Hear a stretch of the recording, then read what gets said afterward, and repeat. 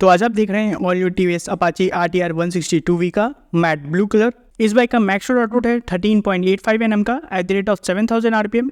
Max power output है इस bike का 16.04 PS का at the rate of 8750 RPM। इस बाइक में आपको फ्रंट और रेयर दोनों में डिस्क ब्रेक मिल जाता है, बट इस बाइक में एक डाउन साइड है कि इस बाइक में आपको सिंगल चैनल ABS से मिल जाता है, डुअल चैनल ABS नहीं मिलता है। ना ही इस बाइक में आपको ट्रैक्शन कंट्रोल मिलता है, जो एक तरह से इस बाइक का डाउन साइड है कि इस प्राइस रेंज में आपको traction control and dual channel ABS इस बाइक TVS को ऑफर कर देना चाहिए था। इस बाइक में डुअल चैनल ABS से क्या होता है तो हम आपको बता देते हैं। जैसे कि अगर आप डुअल चैनल ABS आपके बाइक में होगा तो अगर आप पैनिक ब्रेकिंग कीजिएगा तो आपका जो पीछे का और आगे का टायर है और रुकने समय स्किड नहीं करेगा, जिसके कारण से आप गिरिएगा नहीं। बट अगर डुअल चैनल ABS नहीं होगा आपके बाइक में तो टायर जो है वो स्किड कर जाएगा, जिसके कारण से चांसेस बहुत ज़्यादा हाई है कि आप गिर सकते हैं। टैप टैप करके ब्रेकिंग होता है, जिसके कारण से जो बाइक का जो स्पीड है वो स्लो होता है, अचानक से एकदम स्लो नहीं होता है, या फिर टायर पर बहुत ज़्यादा प्रेशर नहीं पड़ता है जिसके कारण से वो स्किड करे।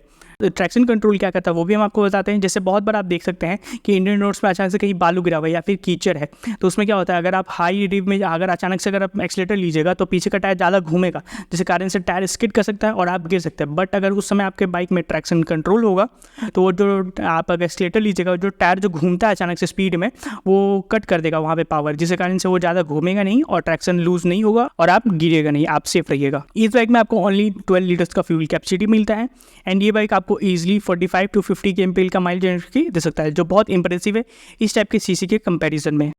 इस बाइक में आपको राइडिंग मोड भी ऑफर होता है, जो हमको नहीं लगता कोई दूसरा कॉम्पिटिटर इस बाइक का ऑफर करता है, जिसमें आपको रेन मोड मिलता है, स्पोर्ट्स मोड मिलता है एंड अर्बन मोड मिलता है। इस बाइक में आपको ओनली एयर कूलिंग सिस्टम मिलता है, oil and liquid cooling system नहीं मिलता है, जो ओके इस प्राइस रेंज में आपको इतना ही ऑफर हो सकता है, क्योंकि अगर इस बाइक में आपको लिक्विड कूलिंग सिस्टम दे दिया जाएगा इस बाइक का ऑल ओवर प्राइस वो इंक्रीज हो जाएगा।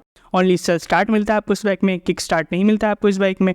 5 स्पीड गियर बॉक्स है, 6 स्पीड गियर बॉक्स नहीं मिलता है। इस बाइक में आपको फुल्ली डिजिटल इंस्ट्रूमेंट कंसोल मिलता है, जिसमें आपको स्पीडोमीटर दिखाता है, RPM मीटर दिखाता है, न्यूट्रल इंडिकेटर दिखाता है, फ्यूल इंडिकेटर दिखाता है, उसके बाद इंजन चेक लाइट है उस बाइक में आपको दिखाता है। ब्लूटूथ कनेक्टिविटी मिलता है, SMS एंड कॉल अलर्ट मिल जाता है। ग्राउंड क्लियरेंस के बारे में बता दें तो वो मिल जाता है आपको 180 mm का। इस बाइक में आपको लो फ्यूल इंडिकेटर भी दिखाता है, जिसमें आपको दिखा रहा है कि अगर फ्यूल कितना कम है या फिर वो भी आपको इस बाइक में दिखाएगा। लो ऑयल इंडिकेटर है, ऑयल इंडिकेटर अब आप सोच रहे हो कि ऑयल क्या चीज़ का, तो जो इंजन ऑयल होता है ना उसका दिखाता है। जैसे कि बहुत बार क्या होता है बर्न होने के कारण जिसमें इंजन ऑयल होता है कि अब जैसे कि आप चेंज करना चाहिए, जैसे किसी में होता है कि 2000 या 5000 पे चेंज करना चाहिए, तो उसमें आप अगर वो आपको लाइट ऑन हो चुका है, इसका मतलब है कि अब आपको इंजन ऑयल चेंज करवाना चाहिए या फिर इंजन ऑयल टॉपअप करवा लीजिए, जो अच्छा रहेगा। फ्रंट ब्रेक डायमीटर है इस बाइक का 270 mm का एंड रेयर ब्रेक डायमीटर है 200 mm का। फ्रंट में आपको LED DRLs मिल जाता है एंड LED हेडलाइट्स मिल जाता है, जो बहुत अच्छा है नॉर्मल किसी हेलोजन लाइट्स के कंपैरिजन में। फ्रंट में आपको टेलीस्कोपिक सस्पेंशन मिल जाता है, USD फोक्स नहीं मिलता है इस बाइक में आपको, क्योंकि USD दीजिएगा तो इस बाइक का प्राइस भी बहुत ज़्यादा हाई हो जाएगा। और टेलीस्कोपिक सस्पेंशन ओके है, बहुत ज़्यादा टेलीस्कोपिक सस्पेंशन ओके होता है जैसे कि नॉर्मल जिस टाइप से इंडियन रोड्स है उसके लिए, क्योंकि USD अगर आप दीजिएगा उसका वो उतना ट्रैवल नहीं हुआ तो लीक करने का चांसेस होता है, और USD का जो सर्विस होता है और या फिर मेंटेनेंस होता है वो बहुत ज़्यादा हाई रहता है नॉर्मल टेलीस्कोपिक सस्पेंशन के कंपेरिजन में। टायर साइज़ के बारे में बता दें तो फ्रंट में आपको 90 सेक्शन का टायर मिल जाता है एंड रेयर में 120 सेक्शन का टायर मिल जाता है। अलॉय व्हील्स मिल जाता है, ट्यूबलेस टायर है इस बाइक में। इस बाइक का आपको ऑन कॉस्ट पड़ जाता है दिल्ली में 1,55,000 एंड अगर आप इंडिया में कोई दूसरे स्टेट से बिलोंग करते हैं या कहीं और पे रहते हैं, जैसे पटना में रहते हैं, लखनऊ में रहते हैं, तमिलनाडु में रहते हैं, तो आप नीचे कमेंट कर दीजिए, जैसे पटना लिख दीजिए, तमिलनाडु लिख दीजिए, तो हम आपको इस बाइक का वहाँ का ऑन कॉस्ट बता देंगे। एंड एट द एंड हम आपको बताते हैं किस टाइप के पर्सन को इस बाइक को परचेस करना चाहिए। फर्स्ट पर्सन, अगर आप कॉलेज गोइंग पर्सन है तो भी आप इस बाइक को परचेस कर सकते हैं, क्योंकि आपको ये लुक भी इस बाइक का अच्छा है, आपको माइलेज भी बहुत अच्छा मिल जाएगा। क्योंकि एक स्टूडेंट को पहला क्या चाहिए, उनको थोड़ा एग्रेसिव लुक चाहिए और अच्छा माइलेज चाहिए। पावर भी इस बाइक में अच्छा है, तो आप आराम से इस बाइक को सिटी में भी चलेगी। कोई ज़्यादा बहुत ज़्यादा वेट वाला नहीं बाइक नहीं है ये कि आपको बहुत ज़्यादा दिक्कत होगा। मेंटेनेंस भी बहुत कम ही रहता है, उतना ज़्यादा आपको मेंटेनेंस का इसका कॉस्ट नहीं आएगा। सर्विस सेंटर भी हर जगह अवेलेबल रहता है। जैसे कि अगर आप पिलियन को भी बैठाइएगा तो पिलियन का जो सीट है या फिर फ्रंट का राइडर का भी जो सीट है वो बहुत कंफर्टेबल है, आपको कुछ ज़्यादा दिक्कत नहीं होगा सिटी राइड में, या फिर हाईवे पे भी आप राइड कीजिएगा तो ज़्यादा आपको दिक्कत नहीं होगा। 12 लीटर्स का आपको इस बाइक में फ्यूल कैपेसिटी मिल जा रहा है एंड ये बाइक आपको आराम से सिटी में 45 to 50 kmpl का माइल जनरेट करके दे रहा है, तो जो बहुत अच्छा है कि स्टूडेंट के लिए, क्योंकि मेंटेनेंस भी कम है, माइलेज आपको ये बहुत अच्छा दे रहा है, तो आपको ज़्यादा दिक्कत नहीं होगा इसको मेंटेन करने के लिए, या फिर इस बाइक अगर आप यूज़ कीजिएगा डेली लाइफ में तो आपको ज़्यादा कुछ दिक्कत नहीं होगा।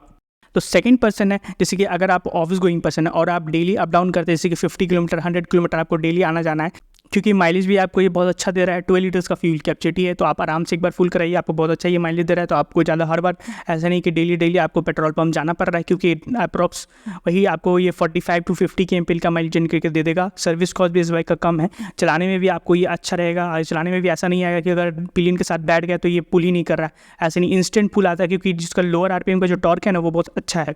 तो टॉर्क की बाइक है तो आपको चलाने में भी अच्छा है, एग्जॉस्ट साउंड भी अच्छा है, ज़्यादा दिक्कत नहीं होगा। और मान लीजिए अगर आप लॉन्ग राइड पे भी कभी भी चले गए या फिर संडे राइड पे, तो आपको ऐसा फील नहीं आएगा कि बाइक ज़्यादा पुल नहीं कर रहा है, बाइक एकदम दब के चल रहा है, वैसा कुछ फील नहीं आएगा। थोड़ा हैवी भी है, लुक भी इसका थोड़ा एग्रेसिव है, तो आपको भी देखने में भी थोड़ा अच्छा लगेगा। फुल्ली डिजिटल इंस्ट्रूमेंट कंसोल है, तो ऐसा नहीं लगेगा कि थोड़ा पुराना टाइप का बाइक है या फिर ओल्ड जनरेशन का बाइक यूज़ कर रहे हैं। डिजिटल इंस्ट्रूमेंट कंसोल है, तो क्योंकि डिजिटल इंस्ट्रूमेंट कंसोल हर टाइप के बाइक में आजकल आ चुका है, जो ज़्यादा अच्छा रहता है। सर्विस सेंटर में भी आपको हर जगह पार्ट्स अवेलेबल रहेगा, तो ऐसा नहीं है कि सर्विस में आपको कोई ज़्यादा दिक्कत नहीं होगा, आप आराम से चलाइए, आपको कोई ज़्यादा दिक्कत नहीं होगा। सारा सर्विस का जो पार्ट्स होता है वो हमेशा अवेलेबल रहता है, बस टाइम टू टाइम इसको सर्विस कराइए, आप भी बहुत ज़्यादा अच्छा रहेगा लॉन्ग रन के लिए भी।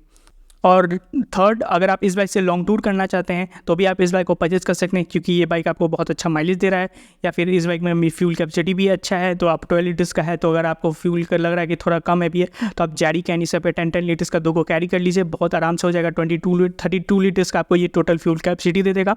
45 to 50 kmpl का आपको माइलेज दे रहा है। तो अगर आप कोई दूर भी जाइएगा, तो ऐसा कहीं आप दूर भी जाइएगा तो हर जगह सर्विस अवेलेबल रहेगा। या फिर मोस्टली ये भी होता है कि अगर लोकल मैकेनिक भी इस बाइक को सर्विस कर सकता है, क्योंकि बहुत टाइम से ये बाइक लॉन्च हो चुका है, लॉन्च है इंडिया में, तो बहुत सारे मैकेनिक को भी इस बाइक का नॉलेज हो चुका है। लेकिन बाइक का सर्विसिंग अगर आप बाहर से करवा रहे हैं तो हमेशा बहुत इमरजेंसी में कराइएगा, ऐसा नहीं कि हर समय आप बाहर से करवाएंगे, क्योंकि वो उतना अच्छा नहीं रहता है।